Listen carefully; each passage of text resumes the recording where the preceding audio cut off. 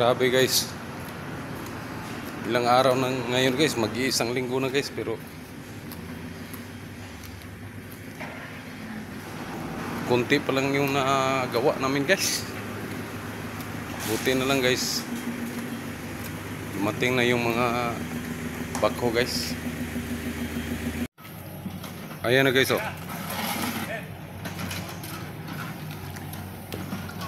Maliit lang na backhoe yung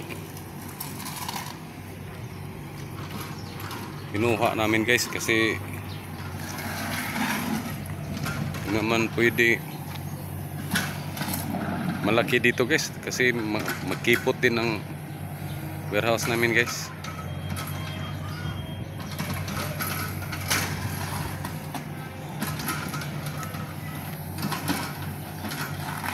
At least mabawasan yung time guys ng paglilinis dito guys, kasi pag kami lang guys, abutin siguro ito ng isang buwan guys. Grabe ito dito guys, oh.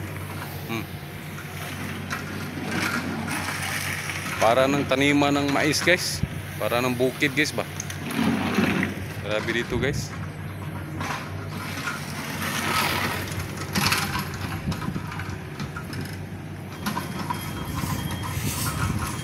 At instruksyonan tani guys kay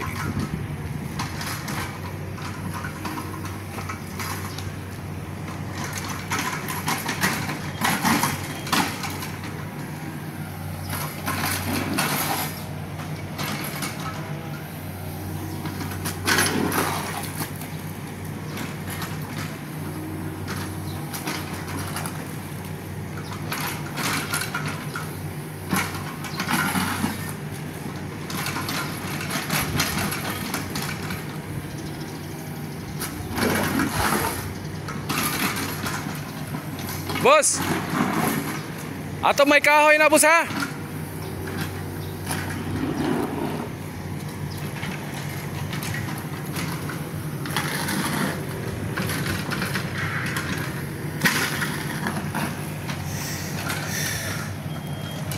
Hindi mo nakarinig guys. Tago muna tayo rito guys, kasi sobrang init guys.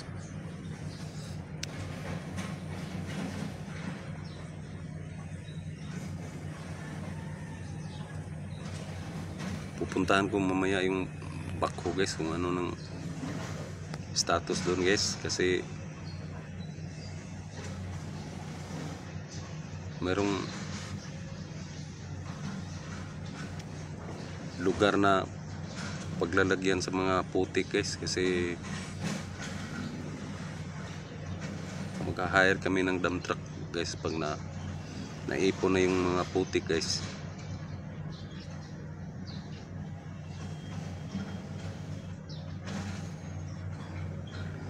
Laki ng gastos ng amo namin ngayon guys.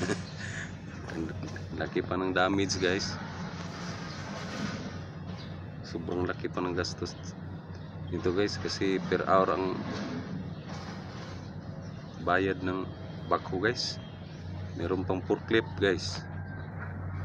Tapos pag naipon na ito guys, i-estimate ito guys kung ilang dump truck guys. Saka na pupunta ang dump truck dito guys.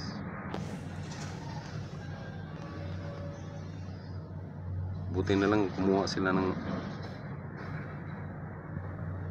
backhoe guys, kasi kung hindi guys, kahit isang buwan pa siguro ito guys, hindi ito matapos naming linisin guys, kasi sobrang laki ito guys. Malaki man itong warehouse namin guys. Mukha lang siya maliit tingnan guys, kasi yung mga stocks namin guys nasa labas na ng kuan guys, nasa labas na ng warehouse guys. Pero ang land area nito guys malaki guys. Estimate ko rito guys, mga 2 hektarya ito siguro guys. Pero yung dadaanan guys, yung medyo maliit lang siya guys. Kasi warehouse man siya.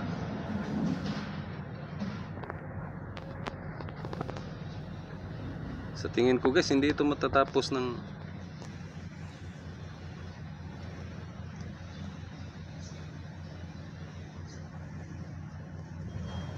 dalawang araw o tatlong araw kahit may bakho na guys. Kasi nang tiningnan ko yung nagawa na niya guys,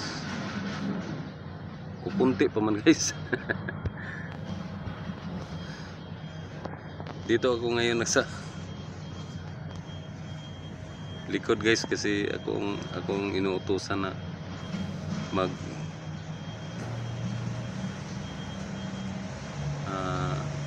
magbigay ng instruction sa operator ng bakho guys, kung saan ito iipunin yung mga putik guys. Mamaya babalik ako doon guys. Ito na po yung resulta ng pag-script ng bakho dito guys. Medyo kumunti ng mga putik guys. Ayan na guys.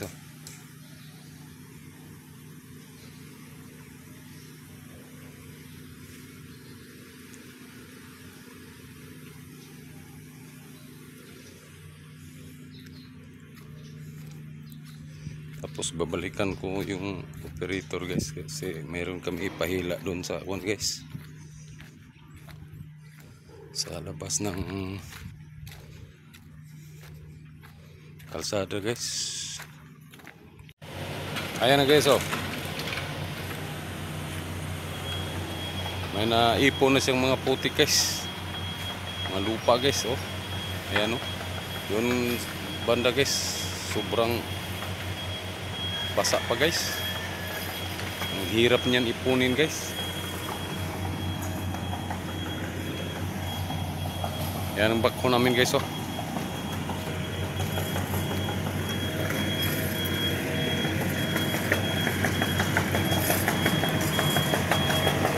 guys.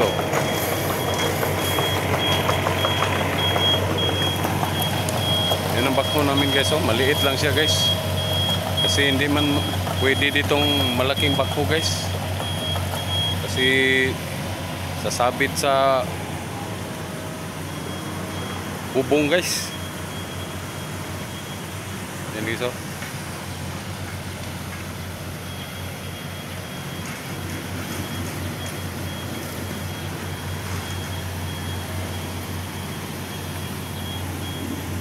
Doon banda sa aming guard house guys, o sa aming bang house guys, hindi pa na guys, hindi pa na linis guys, kasi maputik pa siya guys. Ito guys, sobrang dami nito guys.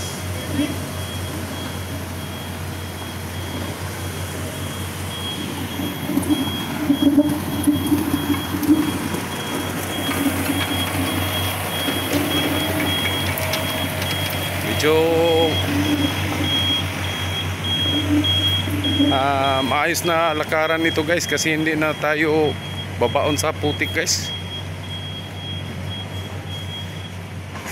Hindi gaya ng dati guys, na hindi pa ito ni-script ng doser guys.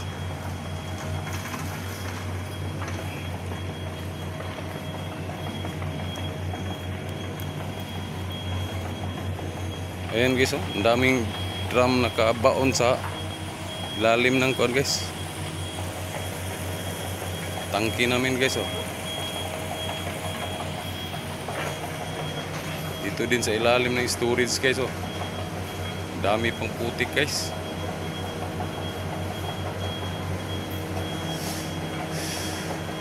Buinas na lang guys kung malinis ito ng 2 linggo guys, lahat.